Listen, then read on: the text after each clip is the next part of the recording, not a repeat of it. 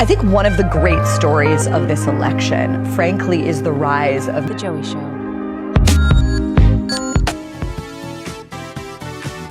Morning, folks. Welcome to The Joey Show. I'm Joey Avery. Boy, Oberto, do we have a special show for you today, as we do every week. The dust is settling in America. Donald Trump is making his picks. He is putting his administration in place. There are things going on across the world. It's not just our election, but what is the common thread? What do these things all have together? We are going to demystify the events of the globe for you today. Now, we have mentioned this. We were early to this reporting.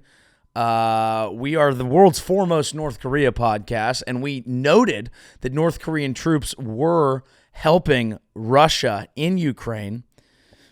We noted that they have now been involved in fighting in Ukraine, but what is new here, and it brings a tear to my eye, is that North Korean troops reportedly have had access to the internet and have been on an all-time world record-setting crank sesh. That's right. They got access to the internet. They are watching adult films, and they are taking the stick out for a crank. This is what's happening right now, and I am happy for them, but I am very curious about something. Is that the craziest post-nut clarity of all time? I don't mean to be crass. Obviously, this is a news program.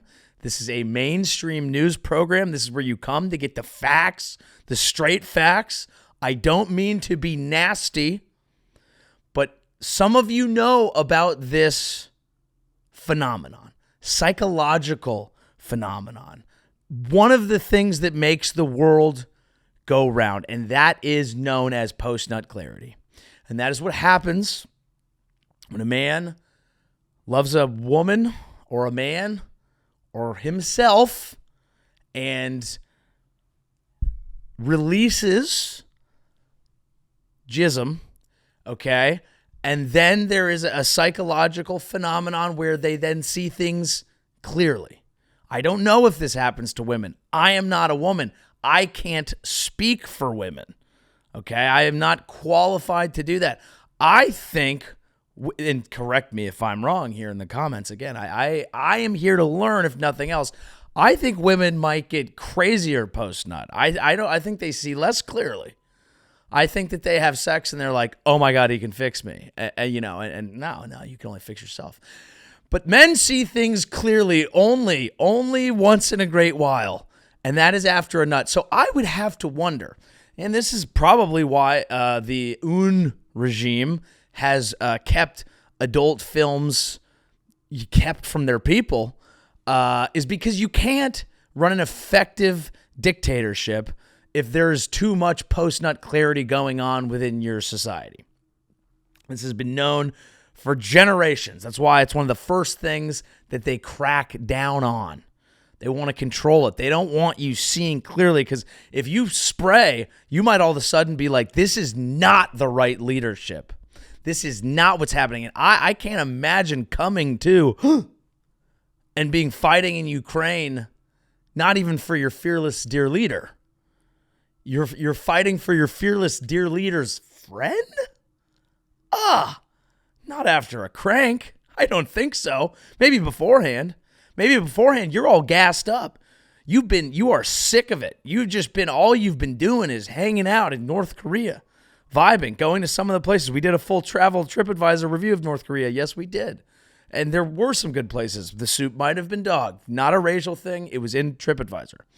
The point of the matter is that post-nut clarity is a very serious thing. And I think that America is about to have it. I do. Again, I wouldn't make this show about sex. All right? This is not one of your smut podcasts. This is a serious and sober analysis of the globe. Okay? And I wouldn't make this about sex. This is not a sex empowerment. Frankly, I think sex is disgusting. Actually, if you really want to know what I think about it, I think it gets in the way And I think that we should all be celibate and focused, and we should read more. I think though that's really that's the battle of our time. Books versus coming. And that's where ladies have a leg up because they use books to come. And guys can't do that. I'm always fascinated by girls who read the sex books. 50 Shades of Grey. That's the only one I know. And they read these books and it's like, ooh, it fires them up, you know? I get hard when I'm reading any book just because I'm bored. And my dick's like, let's do something else. This is not the point. America, I think, is headed for a post-nut clarity. Okay? I think, and hey, there's a lot. Everyone's reading the election right now. Everyone's saying what they thought happened. A lot of people are happy. Everyone's just projecting right now. Right now is when you learn where everyone's at. Politics, we've discussed this, are not about policy at all. They are not about necessarily voting for what's right for you. They are not about people knowing what they want. Politics are about finding out what everyone should have talked about in therapy. I assume. I've never been to therapy. That's what this podcast is about. Things I should have talked about in that if I were to go to that. But why am I going to go to that? Why am I going to go to that? Why would I go to therapy when I can just take my issues out on the Uber Eats driver who couldn't reach me when I fell asleep? That's who. No, I'm just kidding. I don't do that. I take it out on the platform and I ask for a small. I ask for them to refund me because I fell asleep drunk for McDonald's one time. But you know what? It was a good thing I didn't get that McDonald's. I'm getting very sidetracked today. Politics are just about seeing what people are trying to express. It's not about the inner workings of things. It never has been. And that's where things are going to get very interesting here with the Trump administration. He is setting in his picks, his cabinet picks. He's got a former Fox News host in there, potentially running the Department of Defense. I believe Elon Musk and Vivek Ramaswamy are potentially starting a whole new agency designed to cut down other agencies. What is interesting now is this is when the promise of Trump, the prophet to some that Trump was, now actually sets in policy and does things in ways that are not nearly what he said they were going to be on the campaign trail. I'm just telling you what I anticipate happening. I could be wrong. I hope the people who think he is a savior for the country are right. I find it interesting because a lot of them are saying things like, well, I don't think he really wants to roll back abortion things. Yeah, okay, sure. But if you appoint judges that do that, then that is what will happen. And if you bring people, well, he's not really that conservative ideologically, but if you appoint people who 100% are, then that is what your policy will be. Maybe you're excited about that. Maybe you're not. But I think it's interesting to watch people react to what the reality of this will be compared to the hope. Because he ran a campaign that people grafted whatever the fuck they wanted onto. I mean, I've seen some special ones. And I wonder if there will be a post-nut clarity to some of these things. I do want to let you know, because we speak to everyone on this program. This program is not, okay, for anyone in particular. You want to be a socialist, okay? You come right here. You want to be an establishment lib? You come right here. You want to be a traditional conservative? You come right here. You want to be a MAGA conservative? You come right here too. You know why? Because the only place online that you can actually trust is The Joey Show. It is. It is the only place online you can trust. What I have found in the past few weeks, months, years, is that if you want to win something, you just go against the establishment. okay? Even if you are the establishment, even if you're going to usher in the exact same kind of establishment, if you can make people feel like you're not, you win. Because no one likes the establishment. No matter what the establishment, if you change the establishment, you will hate the new establishment because it's established. Fuck the establishment. All the podcasts that are like mainstream media is dead, you know, it's literally a food chain, right? Especially when you have, so now we actually have a complete cycle, which is great. Because when you have the Republicans in office, then the mainstream media gets to say, we are anti-establishment because we are fighting the establishment. They're often more aligned with the Democratic Party, so it doesn't work as well. In this case, you have conservatives at the top. Mainstream media can then say, we are fighting the establishment. The new media, which is frankly more popular than mainstream, or at least connects with people in a much larger way, can say, we are anti-establishment because fuck the mainstream media. And then I am below that. So really, who could you listen? Who could you trust other than me? Because I think more successful podcasts are the establishment. And I think here at the Joey Show and with the 12, we say fuck that, dude. Fuck the establishment. It's what works. It's the only thing that ever works is fuck the establishment, dude. No one wants the establishment. It's not what you want. It's actually very funny. I've been watching this play out. Do we want to go into celebrity endorsements yet? Let's tease that. Let's come back to celebrity endorsements, because one thing that I do want to say is that we are not captured by any corporation. You know, people say mainstream media, well, they'll have pharmaceuticals and Pfizer and all that, you know, and then the most popular podcast will be like, that is fucked up. Anyway, here's my supplement brand that may or may not work. Nah. No, we are not sponsored by any of that. We are sponsored by Joey Avery Worldwide Industries. Hi, I'm Joey Avery, founder and CEO of Joey Avery Worldwide Industries, a fine family of corporations, the corporate conglomerate that cares. We're here today to announce our initial public offering. That's right, delicious stocks in the form of shirts and hats. Becoming a shareholder means becoming part of our family. And what a fine family it is. Here are the companies that comprise our holding company. Fiddler's Farm. You wouldn't let him fiddle! Fiddler's in my family. Thruple Finder. Y'all are actually married and that's a girlfriend? Or are you fucking around?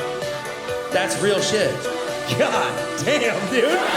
State Troopers Laundromat. How long have you been a cop? State trooper. Oh. We're starting to split hairs you don't have, my friend. And so many more. Real fans will know them all. This company's IPO is not really an IPO, but instead simply a merch shop of shirts and hats for a limited time only. Joey Avery Worldwide Industries, we are a fine family of corporations. The shirt is here. What I did is I took some bits and also some famous crowd work moments, things that did well. I turned them into 90s company logos through my friend who's a logo designer and put them on a shirt. And we are a historic holding company made up of several fine companies. And this is not a merch drop. It's an IPO. Grab the merch. If it's not live yet, I will post the link in the comments when it is. That's our corporate sponsorship. We are a closed loop here at the 12. Shout out to Hunty B. Also, shout out to Tulsi Gabbard, who follows me. I am going to be in the cabinet in no time at all. In no time at all, I'm going to be in it. And I think, and this is my advice to anyone who does get, again, we're for everyone, okay? If you are depressed by the Trump election and you are watching informational programs, you might be reading things, some could be biased. Sometimes people are unfairly biased towards Trump. That's very true. We've seen that. Even if you don't like him, you admit that's true. It can be true. But then you read things that are legitimately like, okay, he's probably not going to be great at that. This is probably going to be a golden age of grift. Is that why crypto soared to over 90K? Because he said he would get rid of the guy who's basically the digital asset hawk and let crypto run free while he has started his own crypto company that will be run by him and his family. And people are speculating based on that crypto will get higher. And that's why this is now an insane amount of money. Now, that amount of money, as you get support of the crypto community, enriches those people, and those people unanimously support you because you're the one helping them, and you have your own crypto, and it just keeps basically this ongoing vortex of I don't even know what it is, financial hype beastery that's only based on Trump's own popularity as a person and serves to undermine any sort of principles we were even pretending that our financial system was under. Yeah. Is that good? I don't know. It doesn't feel like it, but I guess whatever. How about the worst person in your life gets a Lambo? I think that's what's going to happen. That's fine. I don't care. Just give me some fake money. You know what I mean? I have a bit of it, but give me some of the fake money. I understand the promise of moving towards a digital currency, and I understand that as long as you win, you end up being right, which is why the era of grift is going to get crazy. You could be reading all those things. That could be making you bummed out. If it is, and I recommend this, I'm prescribing this, a dose of it, okay? There's two things you could do. One is like good advice, which is like listen to opposing perspectives, try to shatter your own bubble, understand why people might see things differently. People who actually articulate it in a good way understand that there are some things that could move in a good direction and that there is promise on certain aspects of it. That's one way to do it. It's fine, boring, dumb, stupid. The other way, and this is what I recommend most, listen to some of the craziest, most unrealistic, cum-guzzling propaganda that you can, and just let it inform your mindset for a little bit. And just kind of feel the vibe. Just put it on like a little tune, like a little background track. And then when you start listening to people who think he's God, okay, again, with all due respect, I think these people are insane. But when you listen to them and you walk around a little bit, sun shines a little brighter. Not because what you're thinking is true or going to happen. And of course, if you delude yourself, then you will, probably let things get worse by not actually being informed and paying attention. But stop with that. Feel the vibe. And just realize what a good mood it puts you in. Because if you listen to enough things, you're like, hey, sure, he could screw some things up. But what if? What if I do this when I golf sometimes, and I'm bad at golf. I'll look over the ball, and I'll catch myself thinking, what could go wrong? What could go wrong? And there's a great book about golf called Golf is Not a Game of Perfect. It tells you one simple thing. It says the only thing your brain doesn't understand is the word don't. So when you say don't hit it in the water, part of your brain will just boom, hit it in the water. When you start thinking that way, negative, okay, things can get bad. So instead of saying what could go wrong, I say what could go right. And it's a nice feeling. It's a positive feeling. Now, I'm not saying delude yourself, but I'm just saying if you're having trouble right now, take in a little bit just for yourself. Just take in a little bit and just go, what could go right? What could go right? And much like when I do that, when I'm golfing, what will likely happen is that you will have a more positive mindset. You will be focused. Your vibe will be fantastic. And then you will, without a doubt, hit it into the water anyway. So we have prepared a few things here. We have Aubrey Marcus, who's a popular figure online, has he wrote an open letter to the Republican Party, and I find it to be a good idea. I'm dubious of whether or not this is what's going to happen, but I think it illuminates a lot about the new Trump voter, okay? Collectively, we, the people of the United States of America, with full faith, bestowed upon you the power to reshape our nation and our world. While I cannot speak for all, I speak for many independents when I say that we chose you because you stood for value, for truth, freedom, health, love, family, peace, God, and some damn common sense. We were tired of the lies, the censorship, the propaganda, the secrecy, the coercion, the wars, the inflation, the corporate capture, the agendas, and force-fed ideologies. Under the former regime, many of us who stood for value were ruthlessly attacked. We were called names. We were denied rights. Segregation of the unvaxxed, for example. Censored, subjected to all forms of righteousness and moral indignation. And the only way that we, the people, can lose from this winning position we are in is if any of us become vengeful, retaliatory, or overplay our hands. It is easy for the bullied to become the bullies when they gain majority. This must not happen, not from the Republicans or independents. Compassion, forgiveness, empathy, curiosity, humility, and humanization of all are also virtues in the field of value. We can lead by example on how to hold victory with grace.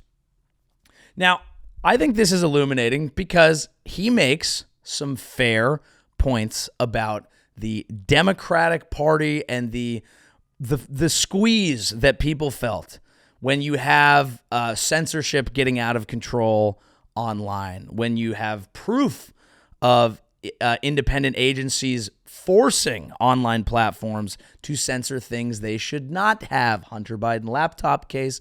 Again, we support Hunter here. One of the 12. He's our guy. Fuck you for coming at our guy.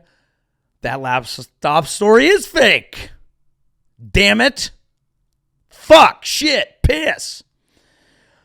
So, I think that while he has made some interesting and fair points about how people felt about the Democratic Party at large, I would note some potential blind spots in terms of Donald Trump being the choice.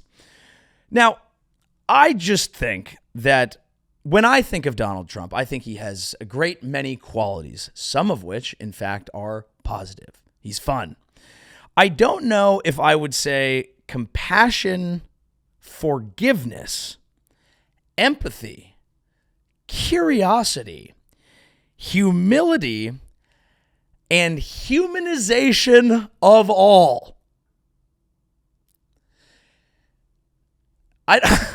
Do I need to read those again? Did we see one? Now, that's fine. I'm not saying that the president needs to be all of those things. I don't know that I need I don't always need a president with, empathy for other dictators or people doing horrible things in the world. I don't need my president to be a guru. I'm sure he would say the same thing. I'm sure he probably has sense. We're only going to focus on this. We can't do a deep dive on every person that we talk about or we'll lose our goddamn minds. But compassion, forgiveness, empathy, curiosity. Okay, so this is my point. I think we're going to have a little bit of PNC, post-nut clarity here. Everyone got there. Some people had the election for everyone was a bit of coitus. All right? People had to get it out of their system. Some people wanted a good hard fucking. All right? Other people, I don't know. I don't know what everyone wanted. But we're done with the sex. And now we get a little post-nut clarity. I think that as Trump becomes actually president, we're going to see that he might not be this messianic figure that some people love. I think that the Democrats are having some post-nut clarity. They're realizing that even though people don't like Trump, people don't like them a lot either. And there's some soul searching to be done there. We will see where everything goes. We are interested in it. We are impartial observers here at the Joey Show. Okay. But I'm just fascinated in how everyone's kind of been dealing with it. You have this, I think the new media space, we've talked about it a lot. We're not going to play a ton of podcasts here. I thought there was an interesting moment here between Hassan Piker, who is if you don't know, if you're not into the streaming game, he is a very popular political streamer, very much of the left. I believe he's more Bernie, more socialist angle. Obviously was supporting Democrats as the lesser of two evils in this race.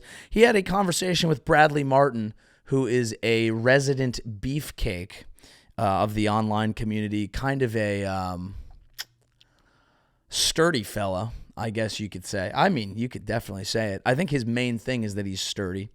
But he's also become a popular podcaster, influencer type. Now here, we're just going to play a brief little snippet here. I think this is illuminating. What is your take on no one giving a literal at all about celebrity endorsements? People do give a about it, right? Like, I mean, You think so? did Trump didn't go on. Did you go on? Did you talk to Trump? Yeah. So you did. Yeah. Okay, you're a celebrity dog. What do you mean? I'm not. I'm just some dude doing No, podcasts. what are you talking about? I'm just doing podcasts. You literally are the celebrity endorser. Yeah, that is what I find to be very interesting. And again, I think presidents going into the new media space is inevitable. It's a better chance. Like, while you're not going to get the hard-hitting questions, you probably have a better chance to get an idea of who they are as people. I think in a not too long, you're not going to be able to have a president that's scripted on sound bites. You're going to have to be able to talk for a long period of time. That's why I will be president. Just kidding. Don't want it. Too much fun on my own. But there is an abdication of responsibility because nobody wants to, because we all want to be anti-establishment. And again, no one is anti-establishment aside from me. Because everyone wants to be anti-establishment, because it's the message that always works no matter what, especially when people are struggling financially, everyone just wants to be underdog. Hey, whoa, what? I'm not the celebrity. How many followers does he have? Okay, 4.3 on Instagram. I think he's even bigger on YouTube. Guy's all over fucking Snapchat. He's a beef bus. He's all over the place. And he's like, dude, I'm just some guy with a podcast. And that same person will go on to be like, no one cares about celebrities, no one cares about the mainstream media. That's because it's changed, because it's you, dog. It is a little bit. And so it's just this funny separation. Now, the point that he's making, he doesn't make a fair point to say he's not a celebrity, but what he's saying, I imagine, is like, he wouldn't be considered a celebrity in terms of Hollywood, Vanity Fair or some shit's not writing an article about him, but who the fuck reads magazines, dog? So there is this ultimate faith in your own platform and knowing that it has power, but then this same kind of concept to be like, whoa, hey, me? What? I'm just a fucking guy. And even Elon Musk does this. It's like, I'm just a guy. It's like, you have more money. You bought a platform. It's like, I just made it free. You made it your version of free. You made it say the things that you like it. And now you are in a government for a president and controlling a major source of information. Interesting how it all works. It's almost like we are entering a new Gilded Age where billionaires can buy up whatever the fuck they want. Isn't that what they used to do? I'm not a historian. Pretty sure the railroad tycoons would buy newspapers and things like that. Well, Jeff Bezos, billionaire, learning how to make his own rockets, bought the Washington Post. Elon Musk, billionaire, learning how to make his own rockets, bought Twitter. I mean, what the fuck? It's the same thing. And that will be my concern, is in a presidency where you have a billionaire running a group to try and eradicate a lot of federal bureaucracy. Again, I'm sure some of that is good.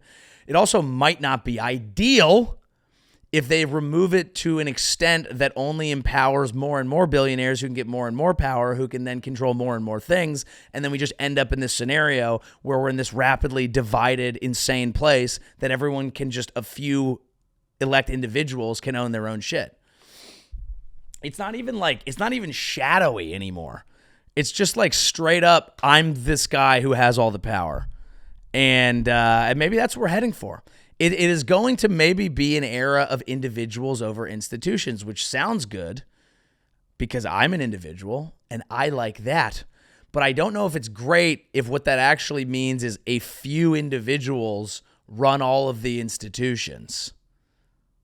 Perhaps not ideal. But hey, who am I to, what do I know?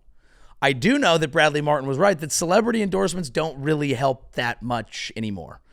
Old school celebrities. Now, this right now, a main story that's going around is the funding that the Kamala Harris campaign spent on things. Now, we are going through this still a little bit. There's been some misinformation. A lot of people are reporting that Oprah made $1 million. What was actually reported is that there were 2 payments of $500K to her production company, Harpo Productions, and they are claiming that that was just production costs. None of it went to Oprah.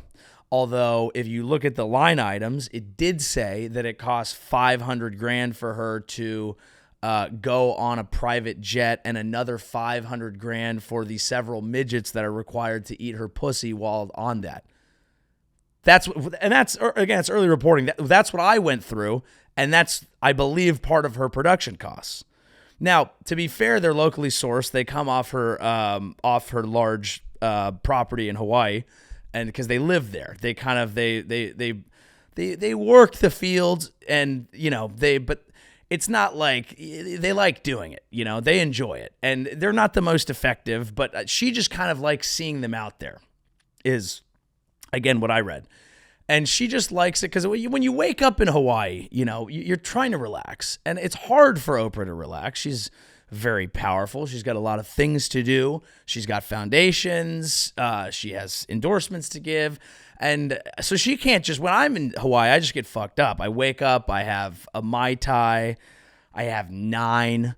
I pretend to work out. I swim for like 2 minutes and then I just fall asleep. I think I'm going to read. I pass out. When I go to Hawaii, I am blackout drunk at breakfast and I fight people, but that's how I like to unwind. She likes to wake up. She's busy. She can't have the Mai Tais. So she says, I just kind of want to watch this, she calls them little people, of course, because she's being politically correct. I made a mistake there early on.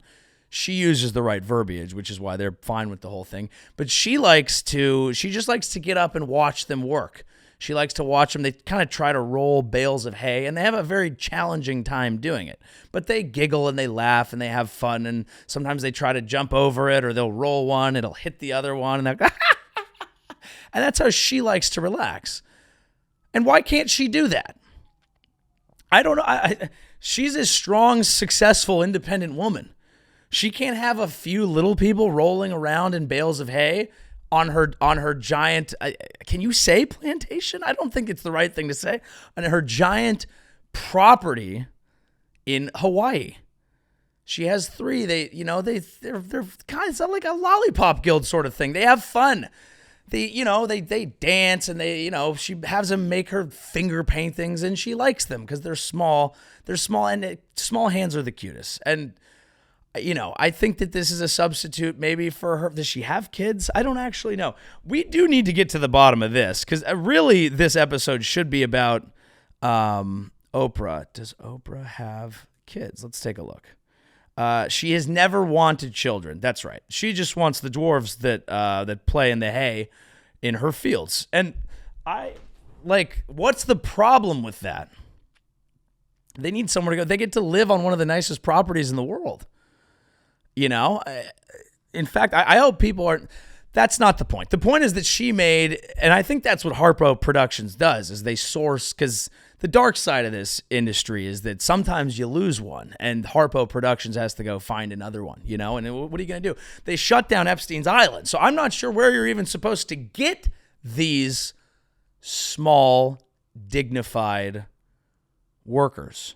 But they come on the plane, and she uses them. She receives oral, and the point is it's not too much money because they don't have to fly them in because she's going in and out of Maui, and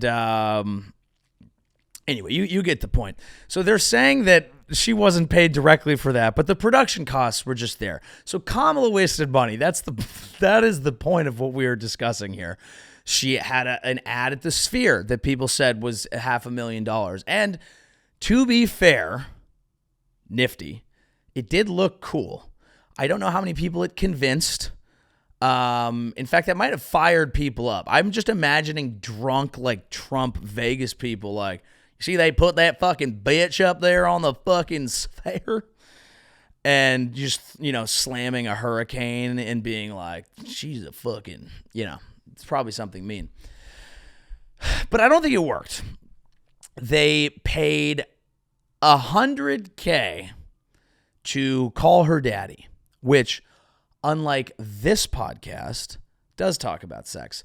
We don't talk about sex on this podcast at all. Post-nut clarity, again, is a political concept. All right? So Call Her Daddy had her on. It reached some people. I don't know how many people were converted from that. But the problem is they had her come to D.C. and they spent $100K on the set to rebuild the set of her podcast. $100K. What the fuck are we doing, folks? It showcases two things. One, a lack of any sort of concept of efficient spending, which is a very good argument against electing them, to be fair. Two, a complete misunderstanding of the new media space, which is based on authenticity, not overspending to build things that people don't give a fuck about, because that's not what it's about. And three, just what the fuck are you guys doing? No ability to gain earned media. And that is with, legit allies and people, people tried. People tried their best, and it just wasn't going to happen. There were some reports that, we talked about how this was a gendered campaign from the beginning, and I don't think that that is good. And I love women and I support them. But Donald Trump has never beaten a man. I saw on Twitter someone called it a Mickey Mouse run. Yeah, he's never beaten a man. Look, there was reporting apparently from inside the Kamala Harris campaign that they, and again, who knows, this could be a lie, but that they basically got to the point where they were like, we're not going to flip a lot of dudes. We need to just go with, trying to turn out the female strategy. The hope is with abortion and things like that, you get people into the booth. They're like, fuck it. My husband's a dick. I'm voting for Kamala. Fuck him. It's a decent thought, but it's hard to win that campaign. I think a woman president would be great, will be great. I think I will see it in my lifetime. I think a woman can win a campaign, but it can't be a strictly woman-centric campaign. And there's a simple reason for that.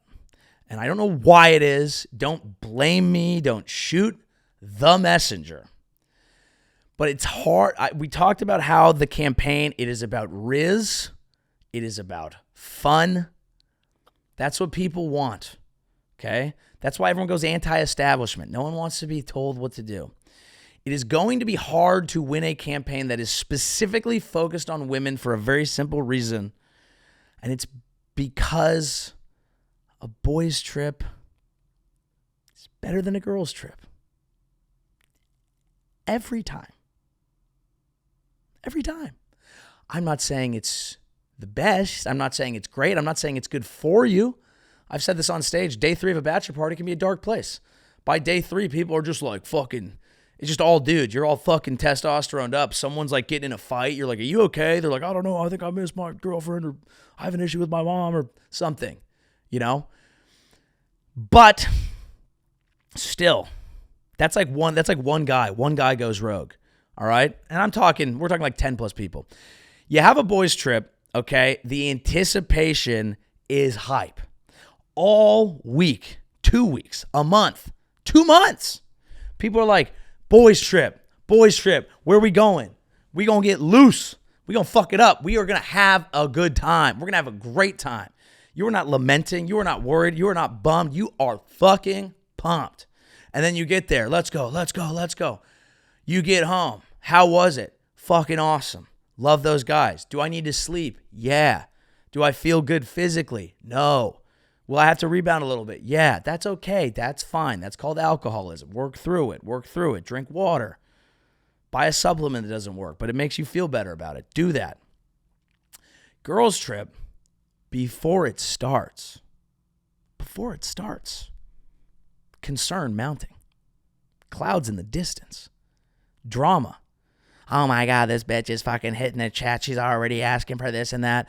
Oh my God, she's going to want to do this. Oh my God, they're not going to want to get along. Oh my God. Blah, blah, blah. And it's not your fault.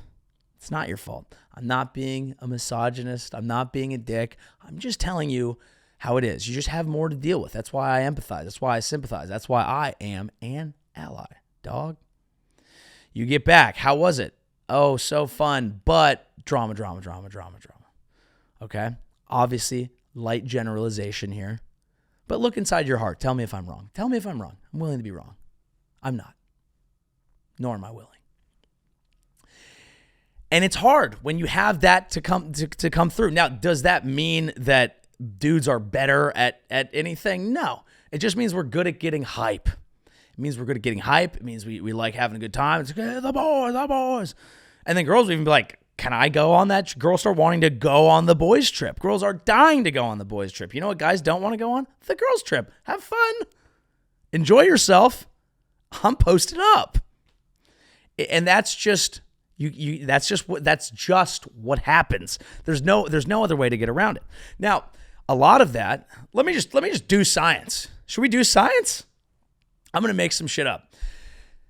I think that part of that is the same part that actually a lot of times makes women much better planners, makes women much better connectors. It makes them better at a lot of things. You notice when you start living with a woman, you go, oh, this house is nicer. Oh, this is a lot better, because that inherent stress of wandering around being like, everything's not perfect, let's get it right. That, I think, causes some friction, causes some drama. Is that an effective skill in a leader? It probably is. That sort of neuroses to make sure that everything's right, that everything's running well. I think that could go well. It's tough to campaign on, though, because it's not fun. No one wants to be told what to do. No one wants to be told, you're doing that wrong. That's out of place. Move that. Clean that. Blah. No one wants to be told that during a campaign. People want to just be like, dude, fucking, we're having fun, boys. Let's go. Like, that's what people want to hear. Is that right? No, not everyone's as fucking advanced and evolved as I am. That's why we have this program. So were there things that Kamala Harris could have done to reach out to men? I think that there's a huge lane that she missed. What if she just called Trump a pussy? What if she called Trump? What if she did? What if she was just like, this guy won't even sip a brew? I mean, what? Like that? Like if she just, she sipped the beer on Colbert or something, and people usually like, I don't think it's funny to sip a beer when I can't even afford a beer, and the other beer y'all got is that Bud Light beer. It's trying to cut off my child's dick before he's even the age of throwing pig skin.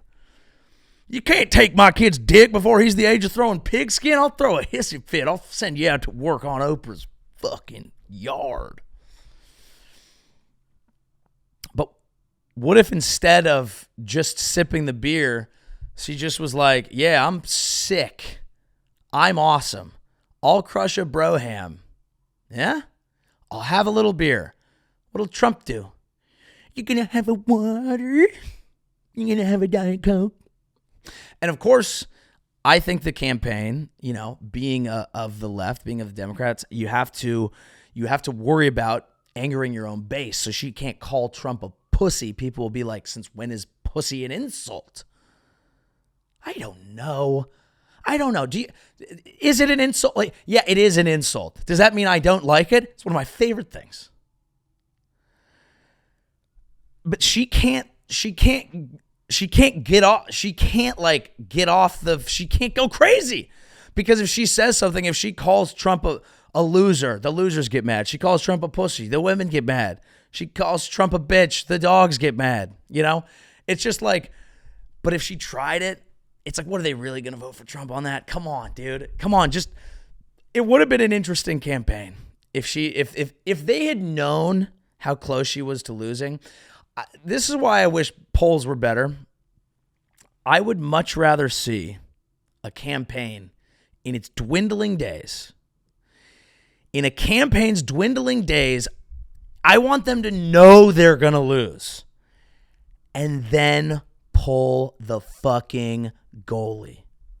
That's when sports get interesting. That's why hockey's great. Pull the goalie. I got nothing to lose. I don't care if you score on me. I'm going ham. Trump's a pussy. Drink a beer, you fucking bitch. Huh? This is your hero? This is your going to an Alabama tailgate. Kamala Harris at an Alabama tailgate, okay, with Roll Tide Willie going, I don't give a piss about none but a Tide. And she's hitting a beer bong. She hits a real bong. She hits a shoey. There's some Australian there. She says cunt because she can, because he's Australian and she has one. And she points at a picture of Donald Trump. And she says, this is your fucking hero. This is your hero.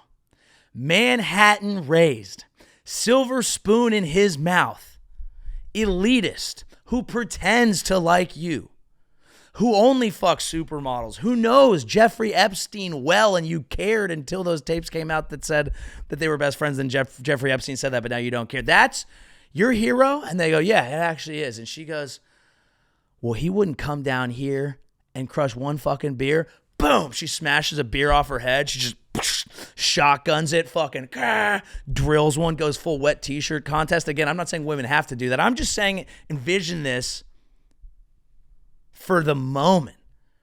That's what pulling the goalie looks like. We need to pull the goalie in politics more. I have another theory. Now, this one I think should be popular. Very popular. Actually, I will pause before I get to this next one, although it is genius and I can't wait. Trump did pull the goalie. I almost forgot about that. His version wasn't as fun. His version was, let's do a whole riot at the Capitol. Now, it did look fun. Outfits, they all dressed up. I was like, oh. I was, the insurrection I was watching, I was like, this is a dark day for America. And then I saw homie with like the face painted and the horns. And I was kind of started watching it like, Coachella footage where I was like, I could have gone this year. Yeah. So Trump did pull the goalie, and yeah, his version I didn't love. So I guess there might need to be rules. You have to pull it in a fun way. I think that might be my constitutional amendment. If you're gonna pull the goalie, and I respect it, good, great, fun, do it in a nice way. You have to be fun about it because it does help. It does help. And they would try. They'd smear her. They'd be like, see, I told you she was an alcoholic. She can't keep it together. Sweetheart, she was at a tailgate. Kamala can't get a little bucky buck at an Alabama tailgate once in a while? With Roll Tide Willie? I don't give a piss about no more Tide. She can't? She can't do that? Maybe Drewski should be president. Maybe Drewski should be president. Funny thing is, because Trump came out of the TV age, all right, and we have talked about this before, TV age understands that. He understands the new form of media. He became a star. He's famous. People have an idea. It's not about policy. It's not about anything. Boom. He's done it. There will be, and it's going to be funny, a podcaster, a new media space, a YouTuber, a TikToker. One of these will be president. It's going to happen. It's going to happen. Now, the campaign spending got my wheels turning a little bit. Like we said, Kamala massively outspent Trump, $1 billion. Can't buy vibes. They wasted money. They spent it poorly. They spent it on celebrities. Some of them maybe getting paid directly for their endorsement. Other ones getting paid for their performance or appearance, which is kind of part of that. Obviously, they wouldn't, their name means enough to them that they wouldn't do it if they didn't believe, but they're still getting paid to do it. And I don't think that's ethical. I mean, think about it. Money's coming from big donors, sure. It's also coming from individual people, hardworking people, working class people, getting shunted to elites, celebrities, things like that. I think that's why this story has had so much sticking power, is because it feels emblematic of a lot of the ways in which the Democrats lost. People feel like they were out of touch. They were just, they currently are, whether or not their policies actually do benefit working class people, which most sober analysis of the case would tell you they do a lot more. Their vibes are drastically different. There is no trucker out there, maybe one, but when you see, you all know it. You all know it. When you see a trucker, walking out of a Buc-ee's after carpet bombing the otherwise very clean Banyo in there, you're not thinking, that's a Harris Waltz voter. You know who it is. So the losing touch with the working class thing has been happening. There are reasons for it. We don't have to go through all of them. You probably know them. You understand them, or someone else will explain them, because I don't need to do that. All I have is a brilliant fucking plan to fix it on both sides. On both sides. Because my theory of the case is that Democratic policy proposals probably do help the working class better, but they don't speak their language and they feel very out of touch to them. Obviously, that campaign was a brilliant example. I think that Donald Trump, because he presents as anti-establishment, makes people think he is fighting for them. I do think when you do a sober analysis of his policies and some of the picks and what will actually happen, I don't think he will serve to help the working class as much as he will actually continue to help the billionaires and the elites and things like that, as per what usually happens under a conservative economic agenda. Everyone says the election's about the economy. That's what people voted on. That is true. But secretly, they voted on cultural issues. 100%. It's my opinion. I'm not a fucking doctor. I'm just a scientist who's also a doctor and a lawyer and a politician. But here's my plan. So celebrity endorsements have gotten out of control. People are wasting money. Hardworking people's money goes to celebrities through public campaigns. There is a law against paying people for their vote. It makes sense. That would be election fraud. That would be tampering with the election. It is illegal to bribe people for their votes. But why? But why? If we think the election is something where the politicians are supposed to listen to the people, give the people what they want, and ideally help working people up with a hand who really need it, maybe even coming from billionaires who are investing their money to try and buy off the politicians so that they can get their preferred policies in during the 4 years that person's governing. Why can't the elections just take money from billionaires who want all their own shit and then go out to people and say, hey, look, I want you to vote for us. Here's some of the money that you actually need. If you're going to be in poor working class communities, give them money. Buy the vote. And all that would happen is money going from billionaires into the hands of poor people. Yes, does that ruin the concept of a democracy? Does it change everything? Does it uproot the ethics and morals and tradition and the whole point of the whole thing in the first place? And does it make it all feel gross, and yucky? Yes, but it's exactly the same as NIL and college athletics. It's the exact same thing, right? People are making a bunch of money. It's going to institutions. Players were like, hey, we're the ones who matter here. Who are the athletes in the election? Actually, the voters, if you think about it. All right, maybe they should get some money. Maybe buy them off. Has it ruined college athletics to a degree? Is it making the traditions go away? Is it making it less about the, individual who wants to get an education and more about people just wanting to get paid? Yeah, but we've decided that it's reality. Money's going to permeate everything. So let's be real about it, dog. It's never going to happen. And it is not it's a gross idea, but it's a good idea. And I think there is nothing that America is more interested in than gross ideas that are also good ideas. Okay, I'm not going to do a deep dive on all of Trump's current cabinet picks. Look, while no podcast other than this is trustworthy, there are going to be some places where you can get more in-depth political information. But he did tap Marco Rubio for Secretary of State, I believe. And I thought I would take a peek at this, maybe understand his positions better. I gave it a YouTube. I was going to look around.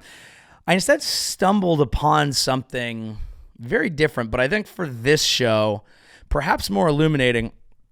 Some people think that Marco Rubio is kind of like a neoconservative pick. I think some of the MAGA people are not happy with it. Some people think he goes against some of the, Trump saying he's anti-war.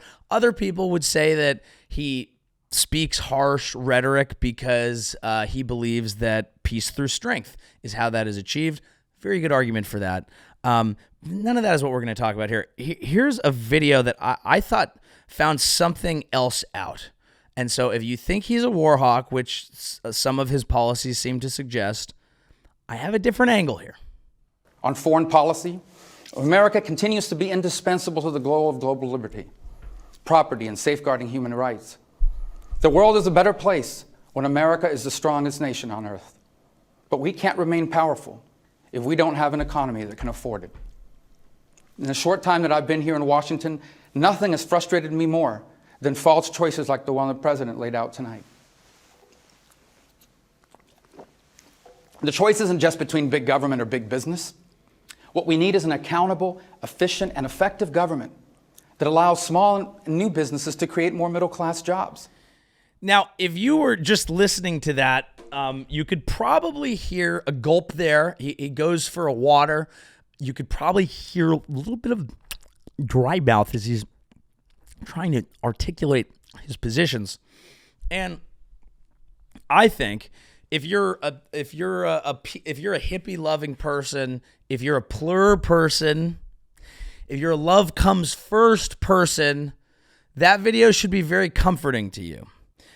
Because what that shows you and what it shows me is that Marco Rubio does Molly at work. And I have seen that jaw. I have seen that only late hours at warehouses and day 3 on the grounds of a festival. That was not minute Molly usage, allegedly. I don't think I'm allowed to officially state the obvious truth that old dinner plates for eyeballs there was mollied up. And if you've done that, which you shouldn't, sometimes you're overcome with feelings of love. Sometimes you're overcome with feelings of camaraderie. Sometimes you form deeper bonds than you otherwise would have. And who needs that more than the Secretary of State? I think that the Secretary of State is a job of love, friendship, and camaraderie. And if old dry mouth McLockjaw, McMoonplate eyeballs Rubio wants to rip a few capsules of sweet MDMA and go over, yes, I'll say it, to Israel,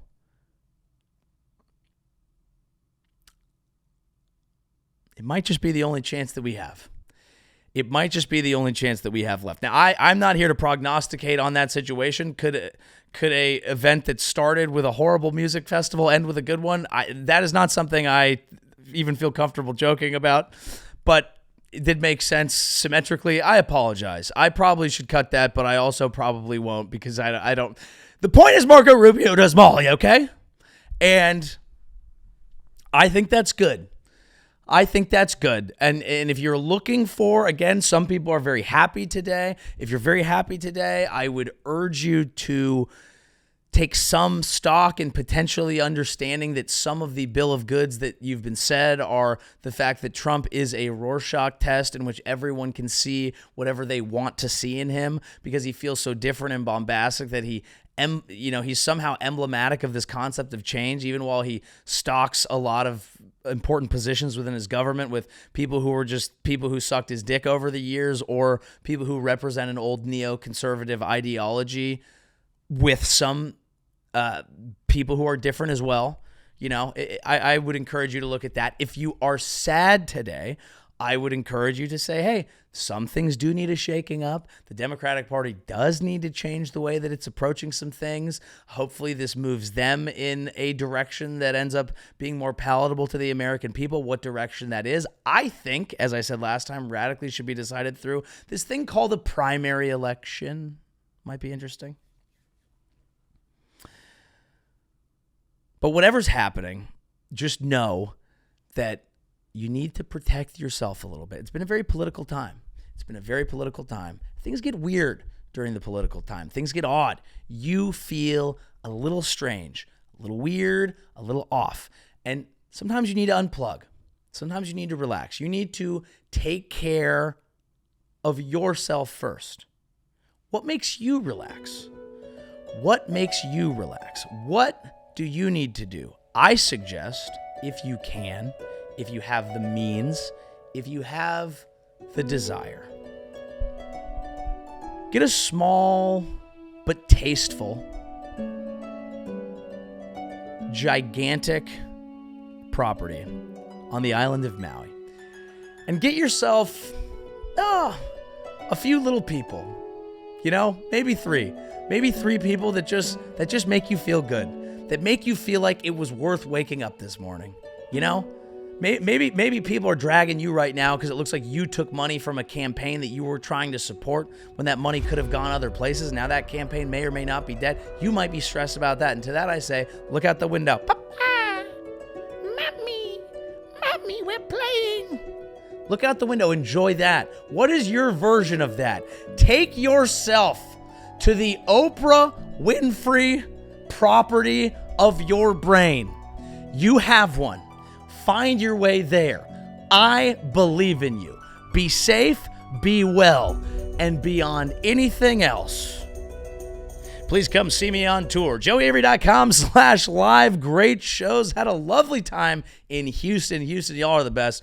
One of my favorite stops, Riot Comedy Club, a great comedy club. This Sunday, I will be in Denver, Greenwood Village, Colorado, to be exact, at Comedy Works South. Very excited for that. The next show after that is San Jose, and that is in December. Homecoming show, the best start of the Christmas tradition. Will Hunty be there? I don't know. We will find out. Either way, tons more new dates up on the website, joeyavery.com/live. Just added Eugene. We've added Austin, Texas, finally. And check out some merch. I have bought too much of it, more than I will sell. I spent too much time on it. I made it way more complex than it needed to be because it was a cool idea that I had when I was trying to fall asleep. And then once I have an idea, I have to do it this way. So instead of making it affordable and margin specific, I bought a shitload of it and made a random corporate world that makes sense to me but is genuinely awesome. So yeah, check that out. But most importantly, thank you guys for listening to this. Please like, please subscribe, tell a friend. I don't know how you would. I don't know, if it's your first episode, we don't always do the Oprah thing, but it's about mental health at the end of the day. And I think that's why people come here, is to improve their mental health. And that's what we do here at The Joey Show. Thank you guys so much for listening. I appreciate it. I love you. I will see you next week. Good night. Thank God I have a podcast.